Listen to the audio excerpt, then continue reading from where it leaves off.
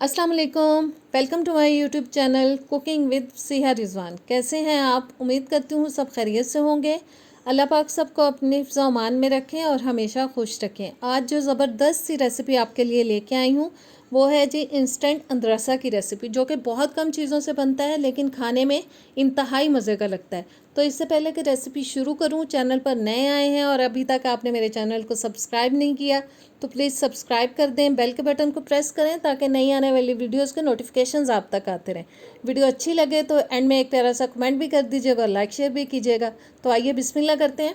सबसे पहले जी 1 कप मैंने ले लिया है चावल का आटा, जो कि मैंने मार्केट वाला इस्तेमाल किया है। 1/3 कप मैं डाल रही हूँ इसके अंदर पिसी हुई चीनी।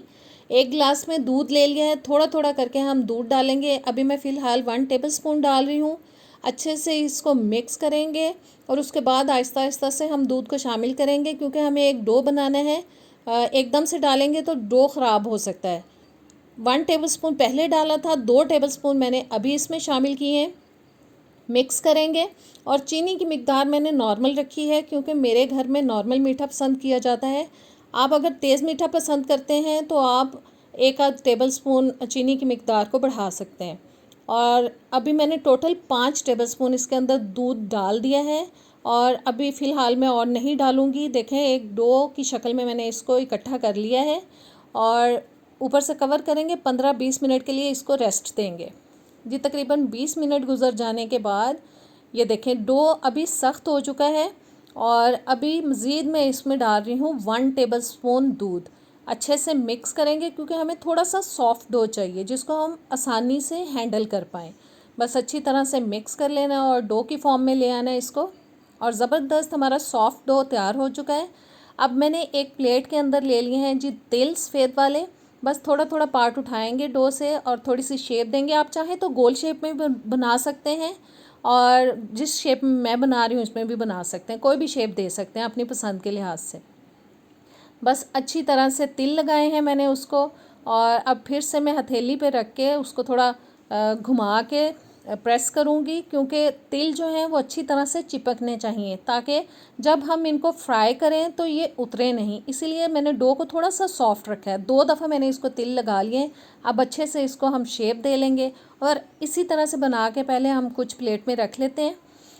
ऑयल मैंने रख दिया था गर्म होने के लिए। बिल्कुल हल्के गर्म ऑयल में मैं इसको डाल रही हूँ और हल्की आंच पे इनको हमें पकाना है। फ़ौरन से इनको नहीं हिलाना, फ़ौरन से हिलाएंगे तो ये टूट सकते हैं। बस एक साइड को थोड़ा सा पकने दें, उसके बाद आप इसको 1-2 बार साइड चेंज करा करा के दोनों साइड से अच्छी तरह से पकाएं जब तक कि गोल्डन ब्राउन कलर इसके अंदर आ जाए। एक साइड पक चुकी है, अब मैंने सब की साइड चेंज करा दी है। बस हल्की आंच पे पकाना है, वरना ये अंदर से कच्चे रहेंगे और खाने का मज़ा नहीं आएगा।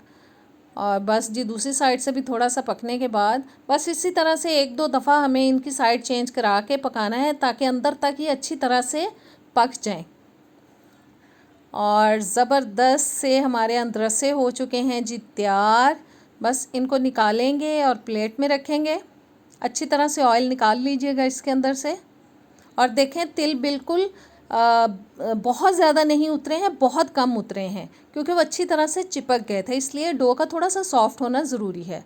सेकंड बैच हमारा जो रह गया था उसको भी हम डाल लेंगे पैन के अंदर और इसी तरह से फ्राई कर लेंगे।